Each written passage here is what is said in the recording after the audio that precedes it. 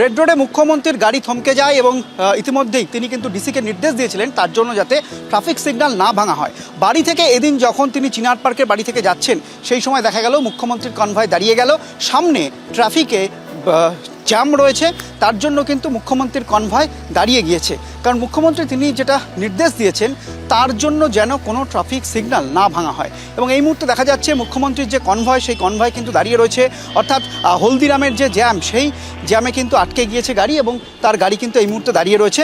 তিনি যেহেতু ভিভিআইপি সে কারণে কিন্তু তার গাড়ি একেবারে এই জ্যাম ভেঙে বা সিগন্যাল ভেঙে বেরোতে চাননি এবং একটা অন্য রকম চিত্র কিন্তু ধরা পড়লো এদিন। চিনার পার্কের বাড়ি থেকে তিনি যখন বেরোলেন তিনি কিন্তু সিগন্যাল মেনে তার কর্মসূচির উদ্দেশ্যে যাচ্ছেন, যখন রাস্তায় জ্যাম রয়েছে তার গাড়ি কিন্তু সেই সিগন্যালেই দাঁড়িয়ে গেল।